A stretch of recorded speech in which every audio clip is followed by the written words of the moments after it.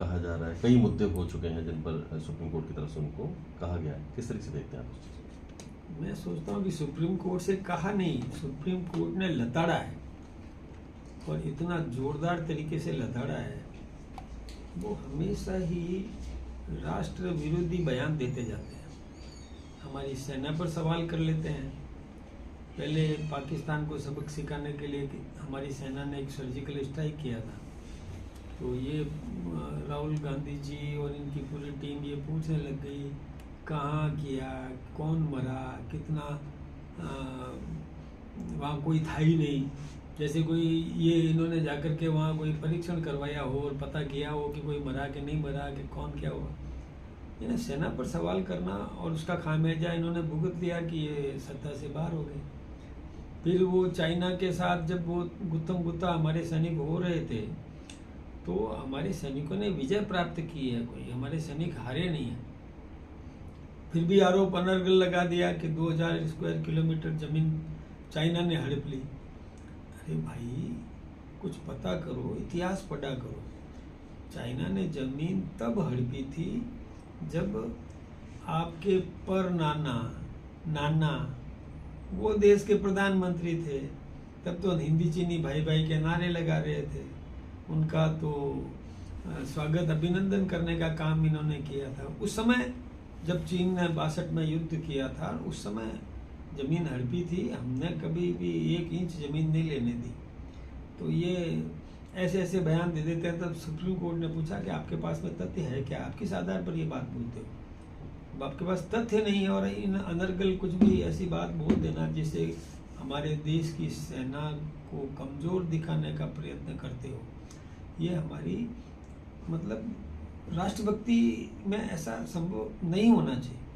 भाई, राष्ट्रभक्त नागरिक अपने परिवार की समृद्धि की बात करेगा, हमारी सेना की पहले भी वो ताकत की बात करेगा। सावरकर वाले मुद्दे पर, हाँ, सारे मुद्दे चोर हैं वाले मुद्दे अब पर, बिना इतिहास की जानकारी लिए सावरकर के बारे में इन्होंने अनर्गल बयानबाजी कर दी कि माफ़ी मांगी। जबकि देखिए, उस समय के पत्र आप निकाल के देख लो, अंग्रेजी परंपरा थी। अंग्रेजी में जो पत्र लिखते थे उसमें परंपरा थी। हम लोगों ने भी पढ़ाई की है, तो लास्ट में लिखते थे योर्स फेथफुल स्टूडेंट या योर्स ओबीडियंट, ऐसा लिखते थे। अब यूँ समझो तो ओबीडियंट का मतलब क्या, आज्ञाकारी। फेथफुल का मतलब होता है विश्वास पात्र। लेकिन एक परंपरा थी। महात्मा गांधी जी ने भी कई बार पत्र लिखे हैं, उनमें भी योर्स फेथफुल।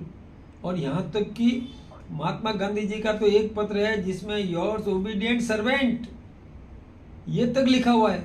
इतिहास है इस बात का। तो अब वो परंपरा, मैं गांधी जी की आलोचना नहीं करता, लेकिन ये उस समय की व्यवस्था थी।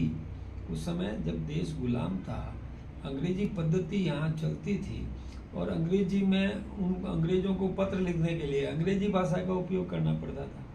तो अंग्रेजी भाषा के उपयोग में जो परंपरा थी उस समय, उन परंपराओं का निर्वहन सबने किया। तो अब उसके लिए किसी को यह आरोपित कर दे, आज मैं गांधी जी को कोई आरोपित नहीं कर रहा हूँ, राष्ट्र पुरुष, राष्ट्रपिता, तो उनका मैं अपमान नहीं कर रहा हूँ, लेकिन उस समय की परंपरा थी जिसका निर्वहन किया। नेहरू जी ने लिखा है, कई पत्र हैं ऐसे।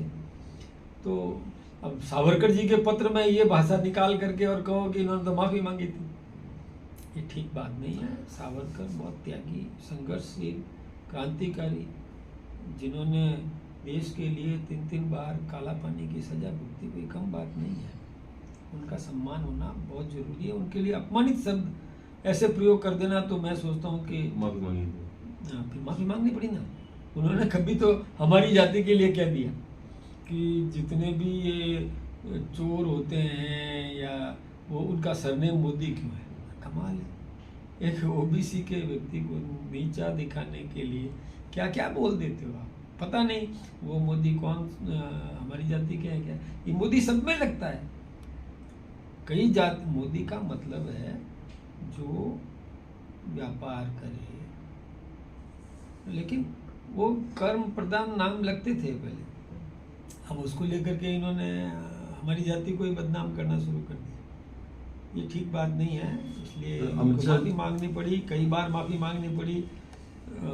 सजा भी हुई, सजा पर जमानत पर भी बाहर रहे, ये सब बातें हैं। तो उनको ध्यान रखना चाहिए, एक राष्ट्रीय पार्टी के और नेता प्रतिपक्ष हैं सदन के, उनको इस बहुत मर्यादा का पालन करना चाहिए। अमित शाह के गृह मंत्री के रूप में सबसे लंबा कार्यकाल पूरा हो गया है। लालकृष्ण आडवाणी और सरदार पटेल से भी लंबा टेन्योर हो गया। किस तरह से इस टेन्योर को देखते हैं? देखिए, अमित शाह जी का बहुत बड़ा योगदान है इस देश को। कई सुधारवादी काम किए, कई ऐसे कानून बनवाए, जैसे धारा 370 हटवाना, 35A हटवाना। यही नहीं, जो विस्थापित थे, जो पाकिस्तान या अन्य देशों से प्रताड़ित हिंदू थे, उन लोगों को नागरिकता दिलवाना, ये कोई कम बात नहीं है। और अभी वो जो यूनिफॉर्म सिविल कोड लाना चाहते हैं, ये कोई कम बात नहीं है। ये सब याद करने लायक काम है अमित शाह जी के। और लगातार गृह मंत्री रहते हुए इस देश की आम जनता को किस प्रकार से सुरक्षा मुहैया करवा सके, उनके विकास की योजनाएं बनवा सके, इसमें अमित शाह जी का बहुत बड़ा योगदान है। तो ये तो अनुकरणीय तो रहेगा ही रहेगा, और अभी करेंगे तो लंबे समय तक जनहित के काम करते रहेंगे।